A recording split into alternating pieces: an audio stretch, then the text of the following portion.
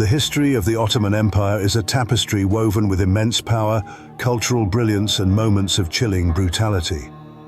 Among the most gripping and unsettling aspects of its rule were the punishment methods it employed throughout its reign. While considered brutal by today's standards, such practices were not uncommon for empires of the past. These punishments were designed not only to discipline offenders, but also to serve as powerful deterrents, ensuring that others would think twice before challenging the law. In this exploration, we will uncover some of the most gruesome methods of punishment used by the Ottomans, shedding light on the harsh realities of justice within the empire. Beheadings. Beheading was one of the most common and significant forms of execution in the Ottoman Empire, often used for a variety of crimes, especially those deemed as threats to the state or acts of severe betrayal. Executions were typically carried out with a swift stroke of a sword or axe, reflecting the empire's emphasis on efficiency in administering justice. Beheadings were often public spectacles, attracting crowds to witness the execution of the condemned. This served multiple purposes. It acted as a stark warning to others, a reminder of the consequences of defying the law, and a reinforcement of the Sultan's absolute power. One of the most historically significant beheadings in the Ottoman Empire was that of Sheikh Bedreddin, a rebel leader. In 1420, Sheikh Bedreddin, a former Ottoman judge and mystic, led a rebellion against Sultan Mehmed I. His movement, which advocated for social and economic reforms, gained considerable support, particularly among peasants and marginalized groups. However, the rebellion was seen as a direct threat to the stability and authority of the Ottoman state. After his forces were defeated, Sheikh Bedreddin was captured and brought before the Sultan. Despite his status as a respected religious scholar and former judge, the severity of his actions left the authorities no choice but to sentence him to death. His beheading took place in the town of Serez, in modern-day Serez in Greece, and was conducted publicly to deter others from challenging Ottoman rule. Following battles, Ottoman forces would sometimes decapitate captured leaders or soldiers, displaying their heads as trophies or sending them back to the capital as proof of victory. This grim practice was intended to demoralize the enemy and underscore the Ottoman military's dominance. Eye gouging. Eye gouging, a punishment as horrifying as it sounds, was often reserved for individuals who committed serious offenses against the state. This brutal method was considered an appropriate penalty for betrayers and traitors. The aim was not only to incapacitate the offender, but also to deliver a stark public message to others. According to Evliya Çelebi, an Ottoman traveler and writer, this punishment was sometimes carried out in public squares. There, the condemned would be restrained as their eyes were removed with sharp instruments, an ordeal witnessed by onlookers. The act itself was meant to render the individual powerless, both physically and symbolically, stripping them of their ability to perceive and engage with the world. For many, the loss of sight was considered a fate worse than death, amplifying the terror and severity of this form of punishment. Hanging. Hanging was another common method of execution in the Ottoman Empire, primarily used for crimes such as murder, theft, and rebellion. These executions were typically carried out in public spaces, where the bodies of the condemned would be left hanging as a grim reminder of the consequences of criminal behavior. In some cases, the Ottomans employed variations of hanging, such as the use of hooks or poles, which heightened the brutality of the punishment.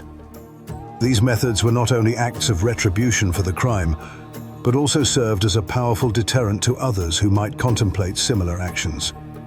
The public nature of these hangings reinforced the authority of the state, showcasing its ability to enforce the law through lethal means and emphasizing the Sultan's control over life and death within the empire. Faka. The Faka, a method of corporal punishment, was widely used in the Ottoman Empire to discipline soldiers, slaves, and even students. This punishment involved beating the soles of the feet with a rod or stick. While it may appear less severe compared to other punishments, the pain inflicted by the Faka was excruciating and could leave the victim unable to walk for days. The Faka was often administered in public, with the number of strikes determined by the severity of the offense. One of the notable aspects of this punishment was that it left no visible scars, making it a preferred method when the aim was to cause significant pain without inflicting long-term physical damage. This method was viewed as an effective way to instill discipline and maintain order, especially within the ranks of the Ottoman military and broader society. Emasculation. Emasculation, the removal of a man's genitals, was one of the most extreme and devastating forms of punishment in the Ottoman Empire. Primarily used as a form of political retribution or as a penalty for sexual crimes, this brutal act was intended to completely strip the individual of their manhood and, by extension, their social status and power.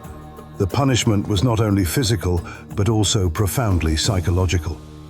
In a highly patriarchal society like the Ottoman Empire, the inability to procreate and continue one's lineage was seen as a severe and lasting penalty. Emasculation deprived the victim of their identity and role within society, making it one of the harshest forms of retribution that could be imposed. Amputation. Amputation, particularly of the hands or feet, was a punishment reserved for thieves and rebels in the Ottoman Empire. This practice was both a physical and symbolic act designed to permanently disable the offender and prevent further crimes. Amputations were often carried out in public settings, such as marketplaces or town squares, where the severity of the punishment emphasized the gravity of the offense. The sight of a thief with a severed hand served as a stark warning to onlookers, a vivid reminder of the consequences of breaking the law. In the Ottoman judicial system, amputation was considered a necessary measure to maintain order and protect property, ensuring that justice was visibly and decisively enforced. Impalement. Impalement was perhaps the most infamous and gruesome method of execution in the Ottoman Empire. This horrific practice involved driving a sharpened stake through the body, usually starting at the rectum and exiting through the mouth or chest. The process was excruciatingly painful and resulted in a slow, agonizing death that could take hours or even days to complete. Impalement was typically reserved for those who had committed the most heinous crimes. While the method is most famously associated with Vlad the Impaler, an enemy of the Ottomans, the empire itself was no stranger to this brutal practice. The Ottomans used impalement as a tool of terror, especially to suppress resistance and maintain control over their vast territories. The punishment methods employed in the Ottoman Empire were as varied as they were brutal, each designed not only to punish the individual, but also to send a powerful message to the broader society. These punishments were a reflection of the harsh realities of justice in a time when maintaining order often required extreme measures, in an era where the stability of empires hinged on the display of power and control. Such brutal methods were seen as necessary to deter crime, suppress rebellion, and enforce the authority of the state. That brings us to the end of today's video. I hope you enjoyed watching and learned something new. If you did, make sure to give it a thumbs up and hit that subscribe button if you haven't already. With that said, thanks for watching, and until next time.